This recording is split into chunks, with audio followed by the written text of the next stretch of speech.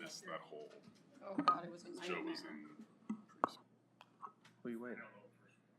Oh, well. They're a little tardy. We can move on without them. Good morning, everyone. Will the clerk please call the roll? Calling the roll for the Tuesday, January 27, 2026 Board of Control meeting. It is 11:01 a.m. We have Councilmember Meredith Turner. Here. Laura Black serving as an alternate for Michael Hauser. Here. Councilmember Robert Slepper. Here. Michael Chambers, Fiscal Officer, serving as chairman. Here. Paul Porter. Here. We have a quorum. Hey, thank you. Next on the agenda is review and the approval of the minutes from January 21st. I will make a motion to approve if there's a second. Second. Seconded by Councilwoman Turner. All in favor to approve, say aye. Aye. Opposed? The item is approved. Let the record reflect that Nicole English is now serving as an alternate for Mike Dever. Okay. Let's go on to our first item. Any public comment? No public comment. Now let's go on to our first item. First item, new item for review, BC 2026-21, Department of Public Works submitting an amendment to a contract with Shermer Construction LLC for pier repairs on West 150th Street Bridge number 01.94 over Chatfield Avenue, Greater Cleveland Regional Transit Authority, Norfolk Southern Railroad, and Emery Road Extension in the city of Cleveland for the period July 10, 2024 through project completion, and for additional funds in the amount not to exceed $127,192.82, effective upon signatures of all parties. Nicole English with Public Works. So this is an amendment mostly for flagging services that were required in order to work in Norfolk Southern's right away. And so those are not known always at front how long you're going to need them and how much time they come out. And so they essentially bill you for what it takes and you have to pay the railroad. So this is a road and bridge charge, 100%. Thank you, Nicole. Are there questions from the board on this item? Seeing no questions, I will make a motion to approve. Is there a second? Second. Second by Mr. Paul Porter. All in favor to approve, say aye. Aye. Opposed? The item is approved. Next item, please. Next item, BC 2026-22, Department of Public Works submitting an RFP exemption which will result in an award recommendation to Home Depot USA Incorporated in the amount not to exceed $40,000 for routine equipment and material purchases for operational needs for various county facilities on an as-needed basis for the period January 1st, 2026 through December 31st, 2026, and submitting a purchase order with said RFP exemption. Good morning, Tom Pavich, Public Works. Every year we come before you for a not-to-exceed purchase order with Home Depot. So this is going to cover us for, we'll say, the first part of this year. We started working with Home Depot and the law department late last year on a multi-year contract. Home Depot is actually part of Omnia Partners, which is an approved county cooperative. It's taking a little bit longer to get that contract to the finish line, so this is kind of a temporary PO to hold us over.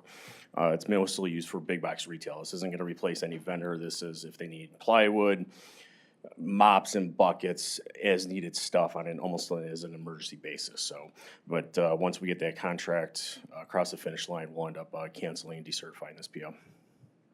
Okay, Tom, thank you. Questions? Yes. Please. What's the time frame on the completion of the new agreement? I hope within the next 2 months. We started working with Home Depot. We actually brought them in here along with Omnia Partners, we'll say third quarter of last year. We've been working with the law department and drafting up a contract since mid-November, so we're waiting for that to come back and then get it in the hands of Home Depot. So I'm hoping within the next 2 months. I think we overcame we had a conference call actually yesterday with Paul Porter as well as the members of the law department, so we're hoping we get that as soon as possible. Within the next 2 months, we're hoping. You had a meeting with Paul Porter? Yep, That makes it all better. of course. No comment. So you'll have to come back before us? Yeah, so it would be a multi-year contract. We're anticipating 3 years, I think 300,000, which will give us a little bit of a cushion, during, especially like this time of the year when, we know there's salt shortages and there could be snow throwers breaking down. We need our guys in the field to have that ability to go somewhere where they may have stuff in stock. So we're adding a little bit of cushion to it, so. And the issue we face with some of these companies is really we need them more than they need us. And so it's difficult to get them to. Yep. adjust our terms or look at, you know, our business is this much compared to everything, so. And I deal with Home Depot, it is a big box retail store, so if you go in for Part A, they may not have Part A, but they have Part B and C that may be similar, so they've got different options. And it is it's the closest MRO, which is maintenance, repair, operating, big box retail store, as opposed to the other ones in the area. So we've got Steelyard Commons, which is I think 1.2 miles from Harvard, I think 6.1 miles from 1642. The nearest other big box retail store is I think 8 miles away in Brooklyn, so that's why we selected Home Depot. Thank you. Excuse me, additional questions? No, seeing no further questions, I will make the motion to approve. Is there a second? Second. Second by Councilwoman Turner. All in favor to approve, say aye. Aye. Opposed, the item is approved. Next item.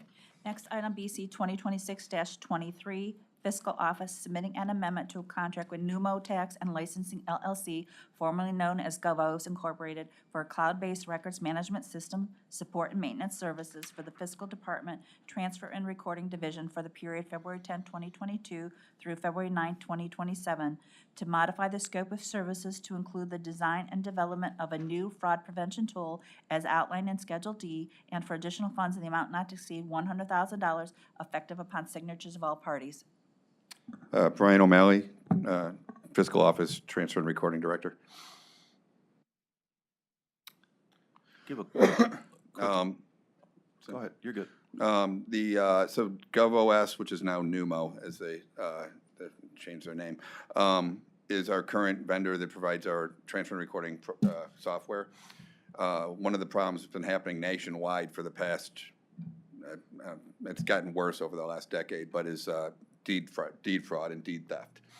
So we asked them to develop like a two-factor authentication for your property. So you'd be able to lock it down and create a seamless process whereby once you're registered, if a deed's presented to us, you'd get an email or a text saying, "Is this you?" And you'd respond yes or not, and then basically it would sort of put a stop to all the deed fraud that's been going on in the country. For at least we'd be the first.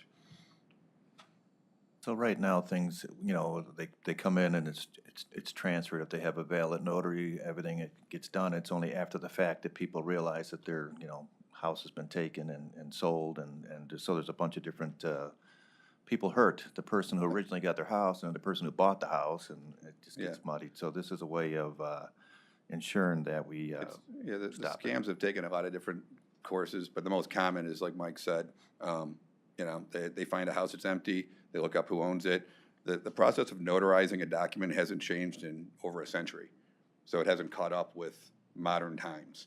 So it's really easy to basically go on Amazon and steal someone's notary stamp a deed with their signature, forge the other person's signature, and then find a buyer. And since if it's an empty house, like maybe your parent passed away and it's been empty for a couple of months, then they find someone else, then that person thinks they own it, and the person takes the money and they're gone. So now there's two victims, the people who lost their house and the person who thinks they bought a house. And so once we have this up and running, we plan to do a lot of outreach, get out there in the community, have people sign up. So it's a win-win. So, I don't know if that was on the Scammo gang. the deed fraud, or oh, I never heard this scam really? before. Oh, you haven't After either? it started. Wow. It started in 2008 after the crash. A lot of the properties that fell through that the lenders walked away from, it just became a criminal's playground. And so, like I said, I always said, like, it's like an electric fence with animals. Like, I would build it higher, and they'd find another way around. So, like, we checked legal, we checked this notaries to make sure they're valid. We check everything we can, but at a certain point, you know, like we're powerless without this tool. So now, like, people will be able to, like, register and lock their property. Okay. Are there any questions? Okay, seeing no questions, then I will make the motion to approve the item. Is there a second? Second. Seconded by Councilwoman Turner. All in favor to approve, say aye. Aye. Opposed? The item's approved. Thank you, Thank you. Brian. Next item? Next item, BC 2026-24, Department of Information Technology recommending an award and enter into a purchase order with SHI International Corporation in the amount not to exceed $82,822 for a joint cooperative purchase for the renewal of CoreView licenses, 5,000 each enterprise and audit, and one premium support license for the period March 25th, 2026 through March 24th, 2027. Good morning, Brianna Witt on the behalf of the Department of Information Technology. CoreView is a platform that lets the IT department manage Microsoft accounts and the Microsoft email accounts for county employees. It keeps things centralized, allows them to standardize them, and then they can apply policies all in one location. Okay, thank you. Are there questions from the board? Seeing no questions, I will make a motion to approve. Is there a second? Second by Councilman Schlepper. All in favor to approve, say aye. Aye. Opposed? The item is approved. Thank you. Thank you. Next item, please. Next item, BC 2026-25, Court of Common Pleas Juvenile Court Division, submitting an amendment to a contract with Belfair Jewish Children's Bureau to provide integrative co-occurring treatment to eligible youth for the period July 1st, 2023 through June 30th, 2026, to extend the time period to June 30th, 2027, to change the scope of services and terms, replace the insurance requirements, and for additional funds in the amount not to exceed $200,000 effective upon signatures of all parties. Good morning, Jennifer Howard for Juvenile Court. This is an amendment for services with Belfair. We're looking to add additional services with Belfair. I'm not quite sure what those services are just yet. And we're also looking to add money that will begin July 1st for those additional services once everything has been worked out. Okay, Jennifer, are there questions from the board on this item? Seeing no questions, I will make a motion to approve. Is there a second? Second? Second by Mr. Paul Porter. All in favor to approve, say aye. Aye. Opposed? The item is approved. Thank you. Thank you. Next item, please. Next item, BC 2026-26, Department of Public Safety and Justice Services submitting a revenue-generating agreement via contract number 5842 with City of Strongsville in the amount not to exceed $101,664 for reimbursement of related expenses for use of 4 additional Motorola NG911 workstations located at 17,000 Prospect Road, Strongsville, for the period April 1st, 2025 through March 31st, 2028. Good morning, Mary Beth Vaughn from Public Safety, and as with all the other PSAPs in the county, Strongsville does have 8 workstations that are paid as part of the county's 911 plan. However, they requested 4 additional stations they've actually had for a number of years for their backup center. And so by being on the county's, accessing the county's contract with Motorola, it saves them money. They don't have to buy back-end equipment, and plus it's just the same operations as they have with all of their other units. So they are reimbursing the cost to us for having those additional workstations. Okay, thank you, Mary Beth. Are there questions from the board? Seeing no questions, I will make a motion to approve. Is there a second? Second by Councilman Schlepper. All in favor to approve, say aye. Aye. Opposed? Item approved. Thank Next you. item. Next item, BC 2026-27, Department of Health and Human Services, Division of Senior and Adult Services, submitting an amendment to contract with Lutheran Metropolitan Ministry for Adult Guardianship Services for the period January 1st, 2024 through December 31st, 2025, to extend the time period to December 31st, 2026, to change the scope of services and terms, add Exhibit 2B representing the budget for the amendment term, and for additional funds in the amount not to exceed $675,000 effective January 1st, 2026. Good morning, Marcos Cortez with Health and Human Services on behalf of Senior and Adult Services.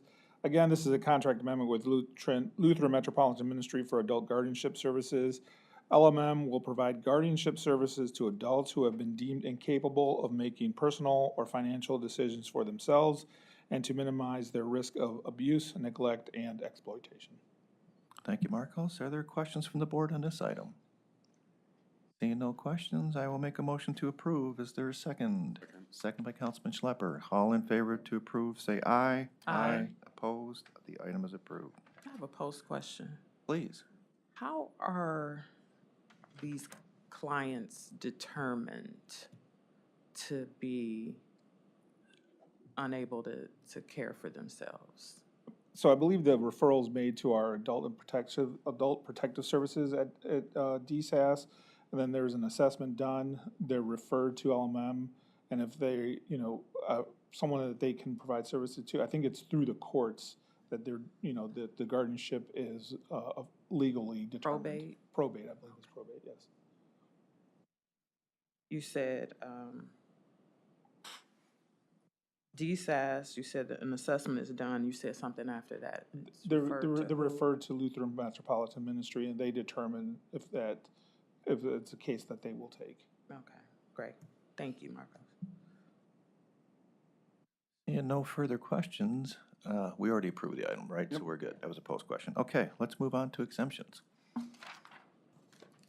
Next item, BC 2026-28, Department of Health and Human Services, Division of Senior and Adult Services, submitting an amendment to a contract with CMT Consulting Limited for targeted digital display and video advertising and related services to promote services available for women ages 35 to 75 across various Cuyahoga County zip codes for the period January 1st, 2025 through December 31st, 2025.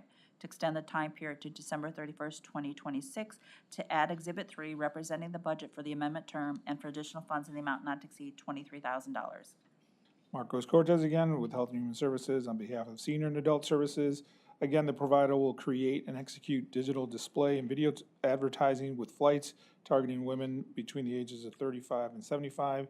Some of the topics could include Beat the Heat, elder abuse, cold centers for elders, and others that we determine that we need. Thank you again, Marcos. Are there questions from the board on this item?